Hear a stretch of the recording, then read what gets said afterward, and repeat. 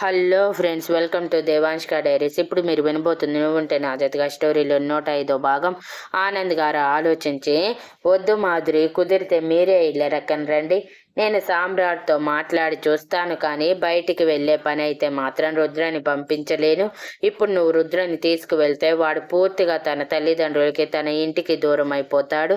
నువ్వు సామ్రాట్తో వెళ్ళిపోయాక ఎలాగైనా సరే రుద్ర ద్వారా మహిమని, విక్రమ్ని కలపటానికి ట్రై చేస్తాను. వీడి వల్ల వాళ్ళిద్దరూ కలుస్తారేమో, ఎవరికి తెలుసు అని నచ్చజెప్పారు. మాధురి గారికి అది కూడా నిజమనిపించి పెళ్లి జరిగాక సామ్రాట్ గారు వాళ్లతో ఉండనని, ఇల్లరికం రాలేనని చెప్పటంతో తప్పక మాధురి గారు సామ్రాట్ గారితో కలిసి వెళ్తూ విక్రమ్ గారు మహిమ గారితో, రుద్ర జాగ్రత్త, వాడు చిన్న పిల్లాడు, మీ పంతాలన్నీ వాడి మీద చూపించకండి, కన్న తల్లిదండ్రులుగా మీ బాధ్యత మీరు నిర్వర్తించండి, మీరు పంచాల్సిన ప్రేమ వాడికి పంచండి అని చెప్పారు.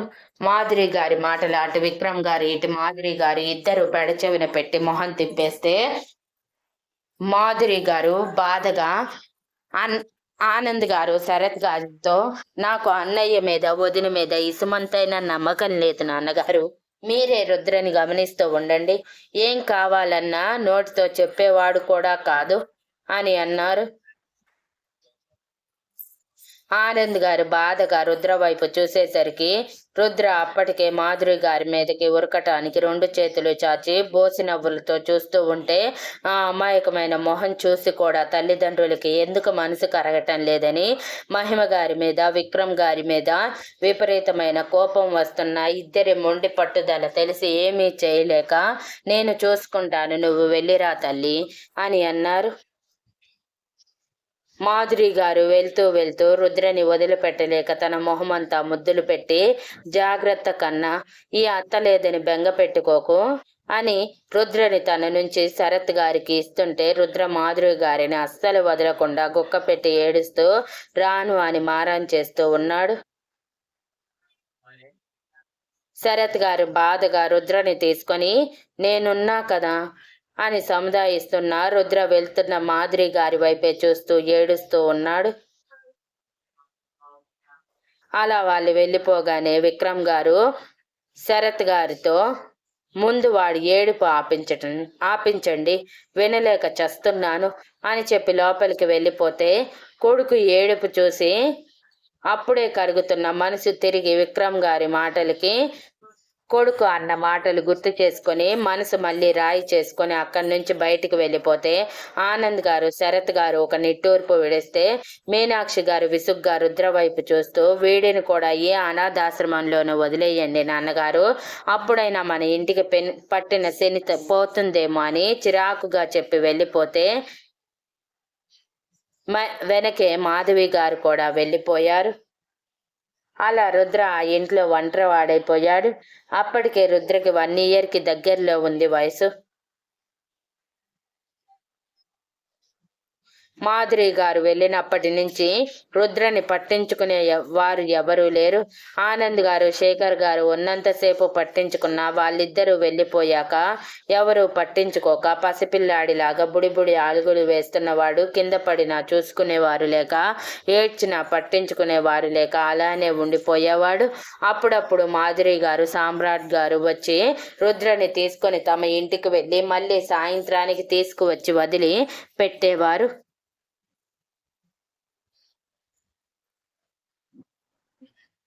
ఆనంద్ గారు ప్రత్యేకంగా రుద్ర కోసమే కేర్ టేకర్ని అపాయింట్ చేసిన ఆమె కూడా రుద్రని పట్టించుకోకుండా తన పాటికి తన ఫోన్లలో మాట్లాడుతూ వేరే వాళ్ళతో మాట్లాడుతూనే ఉండేది. ఇంట్లో మిగిలిన వాళ్ళు రుద్రని పట్టించుకోకపోయినా ఏమనకపోవటంతో పూర్తిగా వదిలేసి కనీసం ఆకలి అవుతుంటే ఏడుస్తున్నా అప్పుడప్పుడు ఫుడ్ పెట్టకుండా ఉండిపోయేది.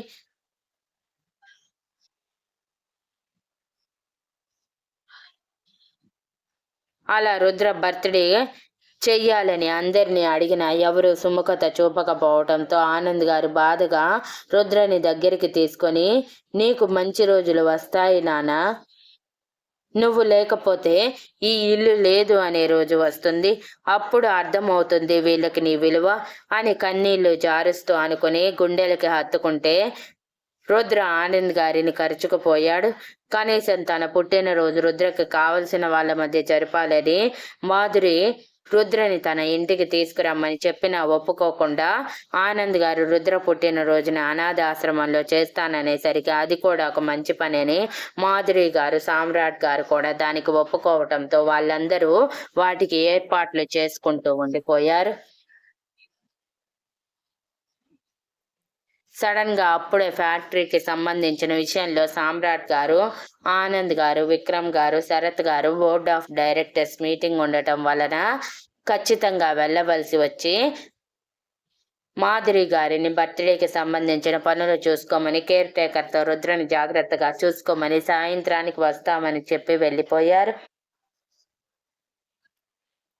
మీనాక్షి గారికి ఆనంద్ గారు రుద్రకి అంత ఇంపార్టెన్స్ ఇవ్వటం నచ్చక ఎలాగైనా రుద్రని ఏడిపించాలి అనుకుని మధ్యాహ్నానికి ఆకలికి ఏడుస్తుంటే కేర్ టేకర్ ఫుడ్ పెట్టడానికి వెళ్తూ ఉంటే ఆమెని పట్టి ఆపి వాడికి అన్నం పెట్టకు, ఈరోజు ఆకలితో అలమటించాలి అని కోపంగా చెప్పి కేర్ టేకర్ పాపం అంటున్నా పాపం లేదు ఏమీ లేదు, నోరు మూసుకుని నేను చెప్పింది చేస్తే నీకు డబ్బు ఇస్తాను అని చెప్పి 500 రూపాయల నోట్ల కట్ట చూపించేసరికి కేర్ టేకర్ ఆశపడి సరే అని చెప్పి రుద్రకి ఫుడ్ పెట్టకుండా పక్కకు వెళ్ళిపోతే రుద్ర ఆకలికి ఏడుస్తూ అందులోనూ ఉదయం సరిగా తినక ఉదయం నుంచి ఆకలిగా ఉన్న ఇంట్లో పట్టించుకునే వాళ్ళు లేక ఏడుస్తూ ఉండిపోయాడు.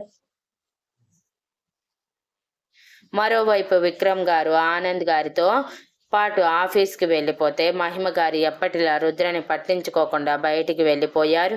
ఇక ఇంట్లో ఉన్నది మీనాక్షి గారు, మాధవి గారు మాత్రమే. మాధవి గారు రుద్ర ఏడవటం చూసి పరిగెత్తుకుంటూ రుద్ర దగ్గరికి వచ్చేసరికి మీనాక్షి గారు ఆవిడని పట్టి ఆపేసి నోరు మూసుకొని లోపలికి పో అనేసరికి మాధవి గారు భయపడి వెళ్ళిపోయారు.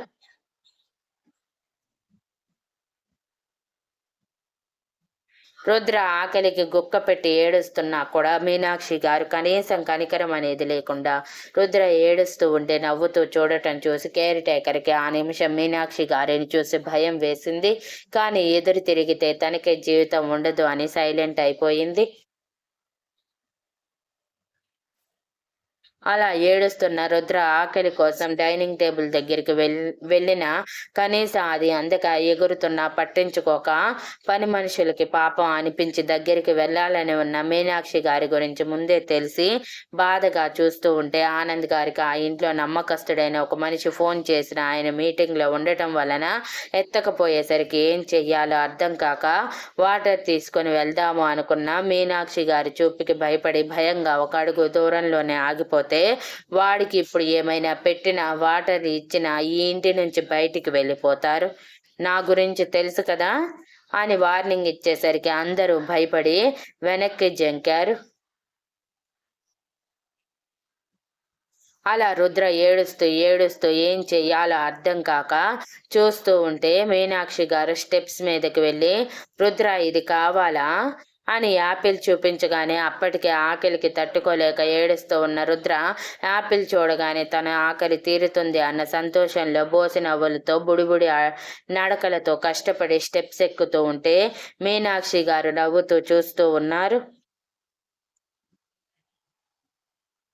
అప్పటికే మీటింగ్ అయిపోయి విక్రమ్ గారు ముందుగానే ఇంటికి వచ్చేసి రుద్ర ఏడుపు చూసి చిరాకేసి వాడి ఏడుపు ఆపించండి అని అరిచి వెళ్ళిపోతే అప్పుడే వచ్చిన మహిమ గారు రుద్ర ఏడుపు విని మనసుకి కష్టంగా ఉన్నా వాడిని దగ్గరికి తీసుకుంటే తనకి ఆ ఇంట్లో ఉన్న కొంచెం విలువ కూడా పోతుందని కనీసం రుద్ర వైపు కూడా చూడకుండా రూమ్కి వెళ్ళిపోయారు. అదంతా చూసిన మీనాక్షి గారి పెదవుల్లో కన్నింగ్ స్మైల్ వేసి ఎప్పటి నుంచో రుద్రని ఏడ్పించాలని చూస్తున్న మీనాక్షి గారికి ఛాన్స్ దొరికింది అన్నట్టు చిన్నపిల్లాడని కూడా చూడకుండా సగం స్టెప్స్ దగ్గరికి వచ్చేసరికి రుద్ర చూస్తూ ఉండగానే ఆ యాపిల్ని కిందకి జార విడిస్తే అది ఒక్కో మెట్టు దొర్లుకుంటూ వెళ్తుంది. రుద్ర దాని కోసం వెనక్కి జరిగేసరికి స్టెప్స్ జారి స్టెప్స్ మీద నుంచి దొర్లుకుంటూ కింద పడిపోతాడు. అప్పుడే మీటింగ్ అండ్ పేపర్ వర్క్ మొత్తం కంప్లీట్ చేసుకొని ఇంట్లోకి అడుగుపెట్టిన శరత్ గారు, ఆనంద్ గారు, సామ్రాట్ గారు అనాథాశ్రమంలో బర్త్డేకి సంబంధించిన పనులు అయిపోగొట్టి వచ్చిన మాధురి గారికి అది కనిపించి రుద్ర అని గట్టిగా అరుస్తూ దగ్గరికి వచ్చేసరికి రుద్ర తలకి గట్టిగా దెబ్బ తగలటం వలన తల నుంచి హెవీ బ్లీడింగ్ అవుతూ అక్కడికక్కడే స్పృహ కోల్పోయి పల్స్ రేట్ తగ్గిపోతూ ఉంది. మాధురి గారు ఏడుస్తూ రుద్రని చేతుల్లోకి తీసుకుని, అన్నయ్య, సామ్రాట్ పదండి త్వరగా హాస్పిటల్కి తీసుకువెళ్దాం అని ఆ ఏడుపులోనే కారులో బయలుదేరి వెళ్ళిపోతే ఆనంద్ గారు కూడా వాళ్ళతో పాటు వెళ్ళారు.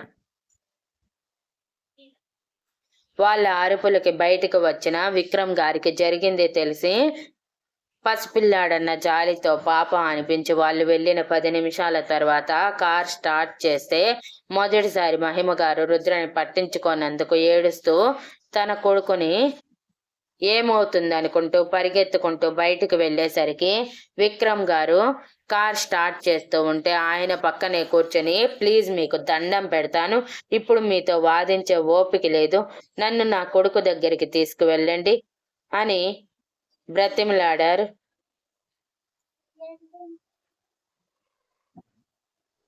ఆనంద్ గారు వాళ్ళు హాస్పిటల్కి చేరుకున్నాక రుద్రని ఐసీయూలోకి తీసుకువెళ్లి బ్లడ్ లాస్ ఎక్కువయిందని బ్లడ్ ఎక్కిస్తూ తలకి గట్టి దెబ్బ తగలటం వలన కుట్లు పడి కొంచెం సివియర్ పొజిషన్లోనే ఉంటే రుద్ర బాడీ మొత్తం చెక్ చేసి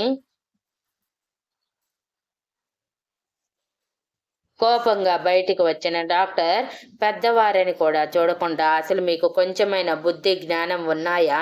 ఎందుకండి మీకు పిల్లలు ఇలా చంపేసుకోవటానికా? మీలాంటి పెద్దవాళ్ళకి ఆస్తులు అంతస్తులు ఉంటే చాలు కానీ పిల్లలు ఎలా ఉన్నారు, తిన్నారా లేదా అని కనీసం పట్టించుకోరా? పాపం ఆ పిల్లాడు తిని 1 రోజు అయిపోయింది. శరీరంలో గ్లూకోజ్ లెవెల్స్ పడిపోయాయి. ఉదయం నుంచి చుక్క వాటర్ కూడా తాగలేదనుకుంటా. శరీరంలో వాటర్ లెవెల్స్ పూర్తిగా పడిపోయాయి. పిల్లాడిని చూసుకునే విధానం ఇదేనా? చిచ్చి, మీలాంటి పెద్దవాళ్ళని చూస్తుంటేనే ఎక్కడ లేని కోపం వస్తుంది. ఇప్పుడే పోలీస్ కంప్లైంట్ ఇస్తాను. మీలాంటి వాళ్ళ దగ్గర ఇలాంటి పిల్లలు ఉంటే చాలా ప్రమాదం అని అరవగానే అక్కడ ఉన్న వాళ్ళందరూ షాక్ అయి మాధురి గారు మాటలు కూలబడుకుంటూ, ఏం మాట్లాడుతున్నారు మీరు అని కన్నీళ్లతో అడిగారు. ఆ పిల్లాడు ఉదయం నుంచి కనీసం నీటి చుక్క కూడా తీసుకోలేదు. అతని బాడీలో గ్లూకోజే లేదు. అది తెలుసా? చిన్నపిల్లలు ఎంత వాటర్ తాగాలి, ఫుడ్ ఎంత తీసుకోవాలి, అసలు వాళ్ళ ఆకలికి ఆగగలరా?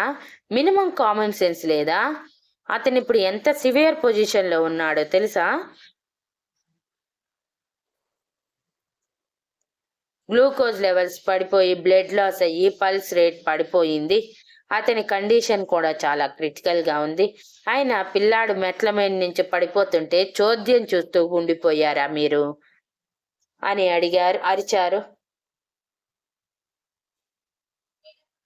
మొదటిసారి మహిమ గారు రుద్రని పట్టించుకోనందుకు తన మీద తనకే అసహ్యం వేస్తుంటే తలదించుకొని నిలబడిపోతే మాధురి గారు డాక్టర్కి చేతులెత్తి నమస్కారం చేస్తూ, మీ కాళ్ళు పట్టుకుంటాను, నా రుద్రని కాపాడండి డాక్టర్, ఇదంతా మాకు తెలియదు, తెలిస్తే ఇలా జరగనిచ్చే వాళ్ళం కాదు అని కాళ్ళ మీద పడితే ఆయన మధ్యలోనే ఆపి మాధురి గారి మాటల్లో నిజం ఉందనిపించి కోపం తగ్గించుకుంటూ,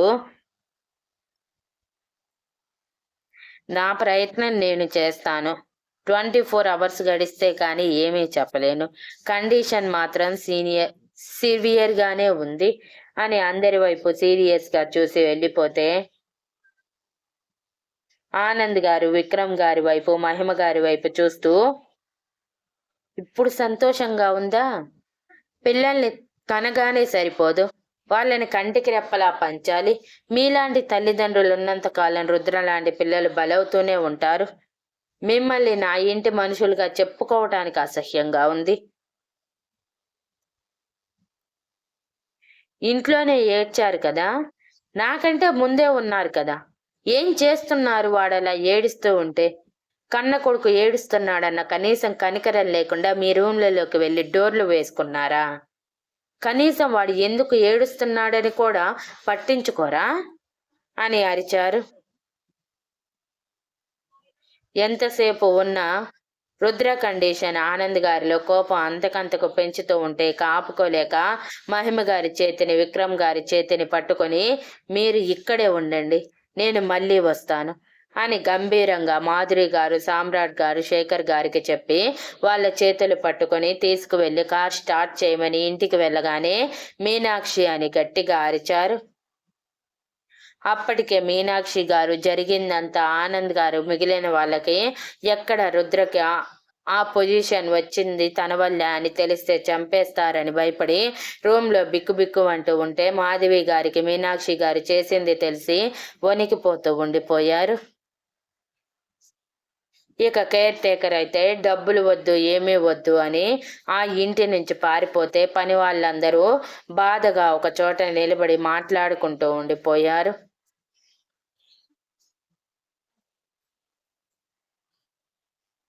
Thank you for listening and please like, share, comment and subscribe.